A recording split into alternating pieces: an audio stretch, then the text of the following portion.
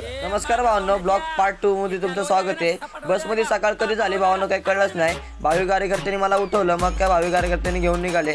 इकडे भावी कार्यकर्ते राऊंड मारून आलेच होते। ब्लॉग मध्ये घेतलं भावांनो, चांगला पाऊस दिला। सकाळचं अशी भारी झाली भावांनो, तोंडाला चांगला ऊन पडत होतं। मग काय भावांनो, आता इथं आम्हाला जायचं होतं कुठे राऊंड मारायला, तेवढं आम्हाला भुका पण लागल्या होत्या। मग काय भावांनो, आपल्या वेटरने आपली ऑर्डर दिलीच होती, तेवढं वेटर भाऊ इथं खुर्ची घेऊनच आला होता। तर भावांनो, इकडे रुद्र भाऊ पण एकटेच बसले होते, त्यांना पण घेतलं ब्लॉगमध्ये, त्यांनी पण आपली ऑर्डर दिली होती खायची। मग काय भावांनो, आपला वेटर बसला होता भावांनी इथे येऊन खुर्ची घेऊन।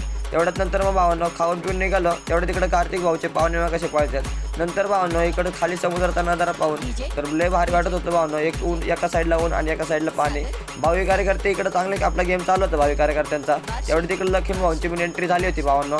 हा भावी कार्यकर्ता काय ऐकतच नव्हता, गोव्याला आल्याचे फील घेत होता। तेवढ्याच भावांनो इकडे गेममध्ये गौरव भाऊ चक्क आपल्यासाठी भांडत होते भावांनो। आमची टीम तर काही खेळणार नव्हती, तरी पण हा तर काय ऐकतच नव्हता भावांनो। नाही भाऊ येणार, घेणार म्हणजे घेणार।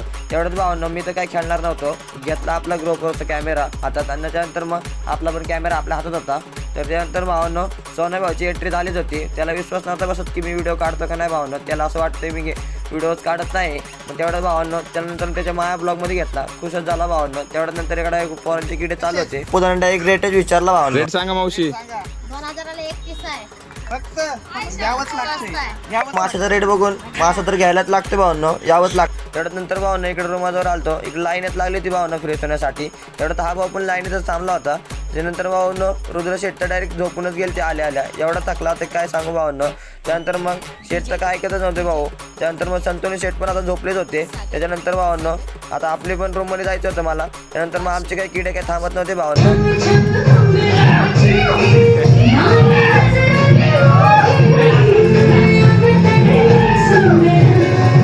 आता भावांनो यांचे कोटी कोटी पैसे घेऊन मी तर लय श्रीमंत झालो भावांनो।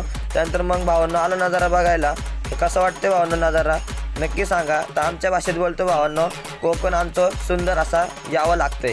त्यानंतर भावांनो भेटू दुसऱ्या ब्लॉगमध्ये। भावांनो ब्लॉग कसा वाटला नक्की सांगा।